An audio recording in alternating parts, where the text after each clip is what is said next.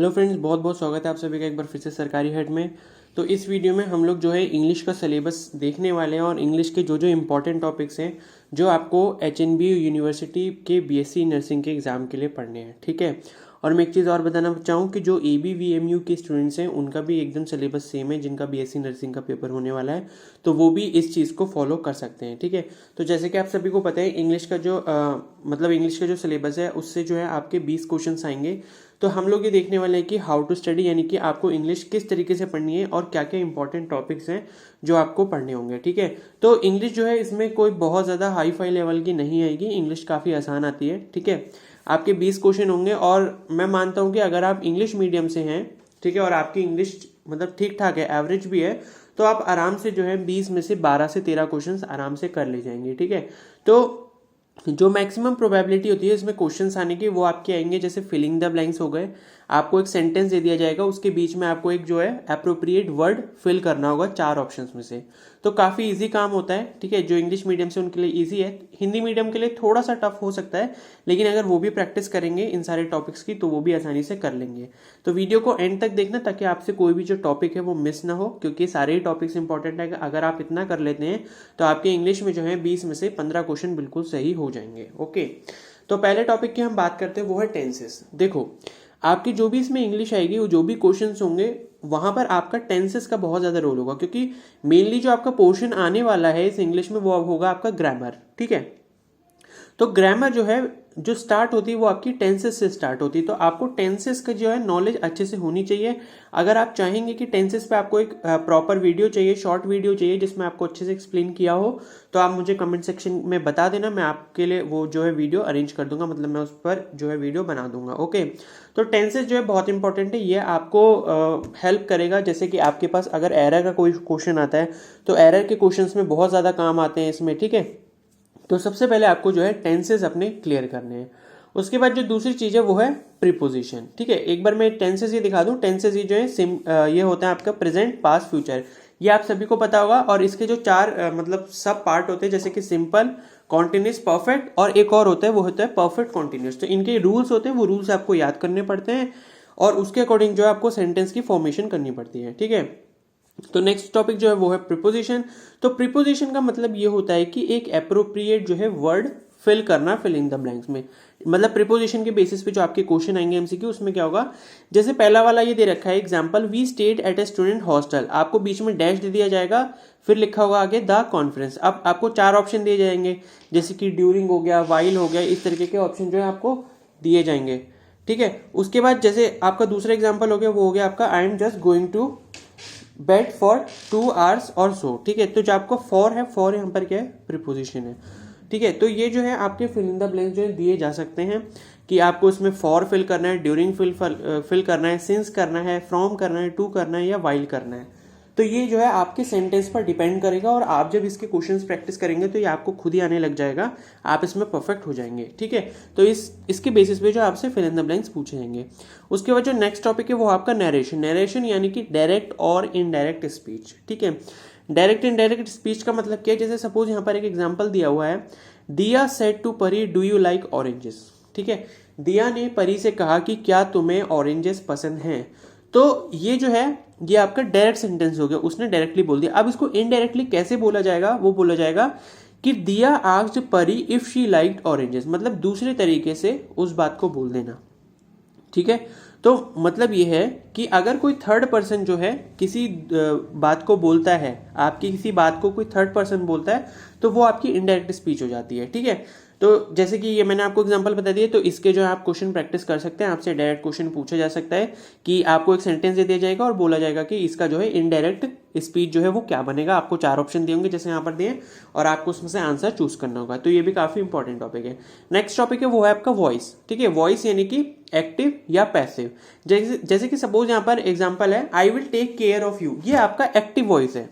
Active voice में आपका ये सेंटेंस बना हुआ है, ठीक है। अब इसका जो आंसर होगा वो होगा you will be taken care of by me. इसका आंसर जो होगा बी वाला होगा। तो इसका मतलब ये एक्टिव का मतलब, जैसे आपने कहा कि मैं तुम्हारी देखभाल करूंगा, तो इसको दूसरे तरीके से जो बोला जाएगा वो होगा आपका पैसिव वॉइस में, यानी कि तुम्हारी देखभाल मेरे द्वारा की जाएगी, you will be taken care of by me. तो इस तरीके से जो है आपको वॉइसेस भी पढ़नी है, इसकी भी नॉलेज आपको होनी चाहिए। ये आपसे एरर्स में भी पूछा जा सकता है और डायरेक्टली भी पूछा जा सकता है कि एक्टिव वॉइस को पैसिव वॉइस में कन्वर्ट करो। तो 4 ऑप्शन इस तरीके से आपको दिए होंगे, आपको करेक्ट वाला अपना चूज करना पड़ेगा। ओके, नेक्स्ट टॉपिक आपका मॉडल्स। ठीक है, तो मॉडल्स क्या क्या वर्ड्स, मॉडल्स एक कुछ पर्टिकुलर वर्ड्स होते हैं जो सेंटेंस को कंप्लीट करने में हेल्प करते हैं, जैसे कैन हो गया, कुड हो गया, मे हो गया, शुड हो गया, इस तरीके के। तो जैसे कि डेविड कैन स्पीक 3 लैंग्वेजेस, तो इसके बेसिस पे क्या है, आपको फिल इन द ब्लैंक्स दिए जा सकते हैं, यानी कि डेविड, फिर आपको स्पेस दे दिया जाएगा बीच में, उसके बाद दिया जाएगा स्पीक 3 लैंग्वेजेस। तो आपको ऑप्शन दिए होंगे कैन, कुड, मे, ठीक है, वुड, इस तरीके के ऑप्शन दिए होंगे। तो आपको अप्रोप्रिएट जो है मॉडल उसमें फिल करना होगा, तो वो जो होगा आपका करेक्ट आंसर हो जाएगा। ठीक है, जैसे कि एक और क्वेश्चन हो गया, मे आई बोरो योर डिक्शनरी, तो मे जो है आपका मॉडल हो जाएगा। तो आपको फिल इन द ब्लैंक्स में ऐसे दिया जाएगा डैश, फिर आई बोरो योर डिक्शनरी। आपको अलग अलग ऑप्शन दिए होंगे, मे दिया होगा, माइट दिया होगा, ठीक है, कुड दिया होगा, कैन दिया होगा, तो मे जो होगा आपका करेक्ट आंसर हो जाएगा। तो ये हो गए आपके मॉडल्स, ये भी काफी इंपॉर्टेंट टॉपिक है। उसके बाद बात करें हम आर्टिकल्स। ठीक है, आर्टिकल्स जो होते हैं, एक और टॉपिक होता है डिटर्मिनर्स। तो डिटर्मिनर्स का जो है अंदर ही आर्टिकल्स आते हैं। आर्टिकल्स का मतलब है ए एंड द, यानी कि कहीं पर भी सेंटेंस में इन वर्ड्स की अगर जरूरत पड़ती है तो आपको अप्रोप्रिएट वर्ड लगाना पड़ेगा। ठीक है, जैसे कि आप सभी को पता है वोवल्स जो होते हैं, वोवल्स के आगे क्या आता है, एन आता है, और बाकी सबके आगे क्या आता है, ए और द आता है। ठीक है, जैसे कि यहाँ पर एग्जाम्पल दिया हुआ, आई नीड अ फोन। ओके, एक सिंपल सा एग्जाम्पल है। तो आपसे ऐसी फिलिंग द ब्लैंक्स पूछा जा सकता है कि आई नीड, फिर डैश दिया होगा और फोन दिया होगा। आपके पास 4 ऑप्शन हो गए, ए, एन, द, ठीक है, और चौथा कुछ भी और हो सकता है, नन ऑफ द अबव। तो इसमें जो होगा आपका करेक्ट आर्टिकल आ जाएगा a, I need a phone. Okay, जैसे कि एक और ऑप्शन है, can you give me the books on the table. तो कैन यू गिव मी, फिर डैश दिया होगा, फिर बुक्स ऑन द टेबल, तो आपको अप्रोप्रिएट लगाना होगा द। तो द जो है इसका करेक्ट आंसर हो जाएगा। उसके बाद नेक्स्ट जो टॉपिक है वो है हमारा कनेक्टर्स। कनेक्टर्स का मतलब होता है वही कि सेंटेंस को कंप्लीट करने के लिए जो भी हमको वर्ड्स चाहिए होंगे वो आपके क्या हो जाएंगे, कनेक्टर्स। ओके, तो बेसिकली मैं आपको बताऊं, मैक्सिमम जो आपके क्वेश्चंस होने वाले हैं वो आपका fill in the blank format में होंगे, या फिर आपके एरर्स टाइप होंगे, यानी कि एरर्स होंगे, सेंटेंस दिया होगा उसमें किसी एक पार्ट में एरर होगा, वो आपको निकालना होगा, तो उसमें आपकी हेल्प करेंगे टेंसेस। ओके, तो कनेक्टर्स जैसे कि हो गया कि while she was walking I was running, second वाला जो इसमें ऑप्शन है, while she was walking I was running. तो आपको यही है कि वाइल की जगह आपको स्पेस दे दिया जाएगा और फिर लिखा होगा she was walking I was running. तो आपको 4 जो है अलग अलग वर्ड्स दिए होंगे, कनेक्टर्स दिए होंगे, उसमें से आपको अप्रोप्रिएट जो है चूज करना पड़ेगा। उसके बाद लास्ट के जो 2 इंपॉर्टेंट टॉपिक हैं जिस पर क्वेश्चन पूछे जा सकते हैं वो है सिनोनिम्स और एंटोनिम्स। सिनोनिम्स का मतलब होता है पर्यायवाची शब्द। ठीक है, जैसे कि ऑलवेज का फॉरएवर, ऑलवेज यानी कि हमेशा होता है, फॉरएवर मतलब भी हमेशा होता है। ओके, तो सिंपल सिंपल वर्ड्स पूछे जाएंगे आपसे सिनोनिम एंटोनिम्स के, कोई बहुत ज्यादा डिफिकल्ट वर्ड्स नहीं पूछे जाएंगे, जैसे कि आपके सीडीएस वगैरह एग्जाम में, एसएससी वगैरह में पूछे जाते हैं, ऐसे बिल्कुल नहीं पूछे जाएंगे। जैसे यहाँ पर मैंने आपके लिए यहाँ पर जो है इजी वर्ड्स रखे, जैसे ऑलवेज का फॉरएवर आप आसानी से पहचान लेंगे ऑप्शन में से। ठीक है, एड, एड का मतलब क्या होता है, हेल्प करना या फिर असिस्ट करना। अग्रेसिव का मतलब मिलिटेंट। ओके, फिर जैसे अफ्रेड हो गया, अफ्रेड का क्या होता है, स्केर्ड होता है। तो काफी सिंपल वर्ड्स आपसे सिनोनिम पूछे जा सकते हैं। उसके बाद जो अगला टॉपिक है वो है एंटोनिम। एंटोनिम्स का मतलब होता है जो आपका ऑपोजिट वर्ड्स होते हैं। ठीक है, पर्यायवाची यानी कि सिमिलर वर्ड्स हो गए, एंटोनिम्स मतलब ऑपोजिट वर्ड्स। ठीक है, तो इंक्लूड का मतलब, जैसे इंक्लूड का ऑपोजिट क्या हो जाएगा, एक्सक्लूड हो जाएगा। इंडिविजुअल का क्या हो जाएगा, ग्रुप हो जाएगा। इनोसेंट का क्या हो जाएगा, गिल्टी हो जाएगा।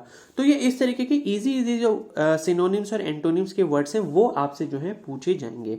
तो ये जो है इस पर भी जो है एक एक दो क्वेश्चंस आपसे पूछे जा सकते हैं सिनोनिम्स और एंटोनिम्स के ऊपर।